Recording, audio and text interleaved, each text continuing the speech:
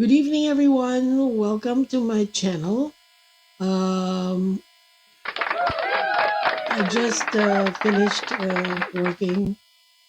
Uh, Natuwa lang ako kasi I wasn't supposed to uh, do a vlog. Kasi sabi ko manonood na lang ako ng mga videos after work.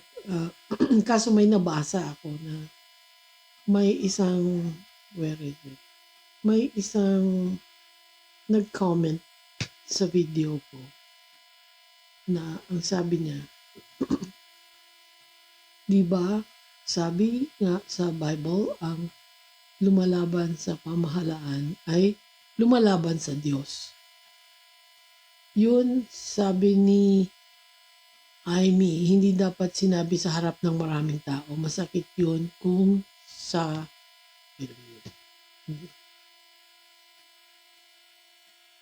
Masakit yun kung sa kanya gawin yun. Di ba masakit? O, tapos meron pang isa na manalangin tayo sa Panginoong Diyos dahil magiging magulo ang ating bansa sa nangyayari ngayon sa ating gobyerno. Well, I hope not. Wag naman sana. Kaya lang, agree din naman ako dun sa sinabi nung isa, yung naunang nag-comment. Kasi talagang ano yun kung sino ang maupo, pinili yan ng Diyos. Kung sira ulo yung maupo, ang ibig sabihin, may reason ang Diyos kung bakit yun ang pinaupo. Ngayon, may reason din ang Panginoon kung bakit si PBBM ang naupo ngayon. Wala tayong magagawa. Alam nyo, yung nasa itaas, ang ginagawa niya, tagasunod lang tayo. Lahat ng gusto niya, yun ang mangyayari. That's how He is. Ngayon, kung ano man yung gusto niyang mangyari para sa atin lahat, para sa ikabubuti natin yun. Ngayon, kung kumukontra tayo sa gusto nung nasa itaas, ang tawag sa atin, di ba? Mag-isip-isip tayo, pare-pareho. Ngayon, nakita ko yung isang napanood ko na isang vlog kanina. Galit na galit nga daw itong si Ka Eduardo. Tsaka yun nga daw, baka posibleng yung mga nakakataas, matanggal sa pwesto, sa posisyon, or matanggalin sa pagka-iglesia. I don't know how they call it. Sa Katoliko kasi they call it excommunicado. Tanggalin ka sa pagka-Katoliko, i-kick out ka. Hindi ko alam sa iglesia kung anong tawag doon. Ngayon, pati si Senator Marcoleta nito alanganin. Kasi kitang-kita pa nga siya sa camera na sumalubong kay yumakap pa eh. 'Di ba? Anyway, hindi ko naman masisisi yung Ka Eduardo na magalit ng ganun kasi hindi naman kasi yun yung reason kung bakit sila nagplano ng 3-day rally. Iba yung panawagan nila. Nahaluan na ng kung ano-ano eh. Tapos ang pangit, biruin mo, alam mo ang iglesia ay isang relihiyon. Tapos ang sinasabi mo, paninira sa kapatid mo. Kahit anong relihiyon, hindi matutuwa. Sa totoo lang, maaring yung hindi nakakaunawa, happy. Kasi yung kanilang iniidolo ay kinakampihan. Technically. Pero yung mga nakakataas na nagpoprotekta sa kanilang mga relihiyon, hindi talaga matutuwa. Kasi bawal yun eh. Bawal yun kahit ano pang relihiyon. Sa mga ordinaryong nagsasamba, nagsisimba, whatever you call it, hindi maiintindihan minsan unless na talagang nakatuto ka rin sa kung ano man relihiyon mo. Alam mo sa sarili mo na something is wrong, may mali. Ikaw, isipin mo common sense. Siraan mo ang kapatid mo ng ganun. Tapos, hindi naman kayo ordinaryong tao, mga politiko kayo. Ang kapatid mo, presidente pa ng Pilipinas. Kung magsalita ka, parang kala mo, hindi ko maintindihan kung anong kuwan mo eh. Miss Amy Marcos. Hindi rin naman ako naniniwala na anak siya ng Lacson. Kaya wag kayong mag-comment nung ganun. Kasi, meron talagang kapatid na kahit na buo mong kapatid, kung may inggit sa'yo, sisiraan at sisiraan ka. Sa totoo lang. Kaya, yan, nabuking nyo pa ako na nanonood ako kay Chris Ulo. Kasi isa yan sa maayos magsalita yung mama na yan. Kudos to you. Ano ba? May bago kasi akong sound card. Okay, for Chris Ulo.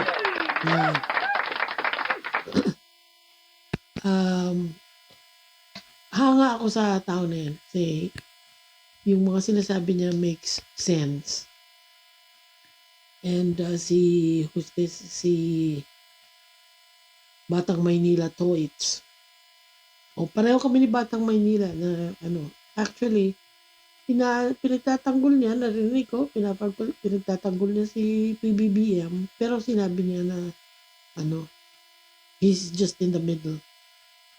Parang ako na, kumbaga, hindi ko sinasanto. Sinusuportahan ko, pero hindi ko sinasanto. Ngayon, ang nangyayari sa DDS parang nakakilabot na eh. Sa totoo lang, tignan nyo yung mga followers ni Leni Robredo, nananahimik. Yung tinatawag na dilawan, ano ba yan? Aquino, nananahimik. Wala kang maririnig, di ba? Pero ito, meron akong ikukwento sa inyo. I saw Leni Robredo in action. Hindi pa siya politiko. Nakita ko siya sa Bicol noon. Nakaupo siya sa isang tindahan sa isang remote area. Nakalimutan ko na kung bakit ako nandun eh. Kasi ang mami ko sa Kamsur sila eh. Tapos, naupo siya doon. Tapos nagtatanong siya kung anong maitutulong niya doon sa lugar na yon, anong mga kailangan, ganun siya talaga. Kaya nung siya naging VP, hindi niyo napapansin. Tahimik lang siya pero trabaho siya ng trabaho. Ilang beses na COVID yung babaeng yun.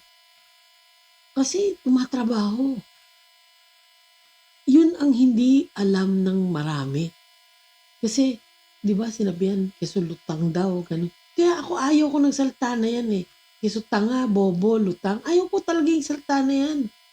Yung sinasabihan nila ng lutang, abogada yun. Yung nagsasalita kaya, ano kaya? Para magsalita ng ganun. Kaya nga sinasabi ko, we have no right. You have no right. Wala tayong karapatan na magsalita ng ganyan sa kapwa natin. Alisin na yung mga kabastos sa bunganga na yan, sa bibig na yan. Sorry sinasabi ko bunganga. Why? Bibig niyo parang bibig ng hayop eh. Kaya kaya tapos pag kayo ang tinitira, naiinis kayo, nagagalit kayo. Kaya yung mga nag-chat sa akin diyan na nagko-comment sa akin diyan ng alanganin, sinasagot ko. Kasi alam ko na yung alam ko na yung reason kung bakit sila gumaganon eh.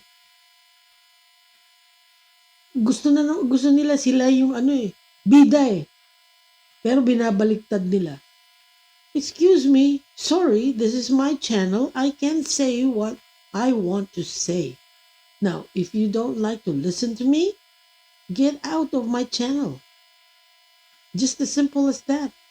Kasi ako, I am promoting unity. I am promoting na tayo maging isa. Pakita natin yung what do you call this? Yung totoong ugali ng Pilipino, yung tawag doon, bayanihan. Di ba? Magtulungan tayo, magmahalan tayo, hindi yung para tayong tayo-tayo naggigirahan dito. Ayan nakaka-alarma na yung napanood kong video ni inuulit ko sa inyo. Yung video ni Ping Lacson. Umaatras ng mga investors, foreign investors. Ano mangyari sa atin yan? Kaya kailangan umayos tayo. Hindi Yung iba, pasok dito, labas dito. Kung hindi naman, pasok dito, labas pa doon. Di ba? Wala na nga naitutulong, titirahin pa. Maninira pa. Wala na nga maitulong. Di ba? Kung wala ka rin lang maitulong, manahimik ka na lang. Tumigil ka na lang kung wala ka rin lang maitulong. Kaya ako nandito kasi gusto kong paliwanagan yung mga nabubulagan. Gusto kong paalalahanan. Kaya ako nandito. Actually, hindi man ako mahilig sa mga vlog na to eh. Nung una nga ako nag-vlog, yung mga cooking eh. Yung helper ko pa nga ang inihaharap ko sa camera eh. Ako may hawak ng camera. Kasi hindi ako mahilig. Kaso nga, hindi ko na nga natiis. Napikon na rin ako. Anyway, sana magkasundo-sundo na tayo. Magkaisa-isa na tayo. Yung mga nakikita nating kabulukan sa mga korap, itapon na natin yan. Hilingin natin na pare-pareho na matanggal na sila, makulong kung makukulong. Katulad ni, sino yun? Alice Go. I don't know how to pronounce her name. She was convicted. Guilty.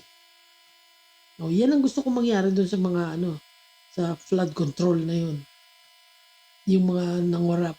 Tsaka hindi ako niniwala doon sa sino yung chick na oh God, I have such a bad memory.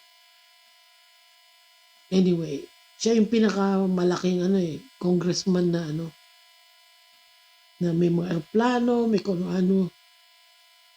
Tapos sabi niya, ni 5 wala siyang nakuha. Oh, come on. Grabe siya. At ito naman si Sarah,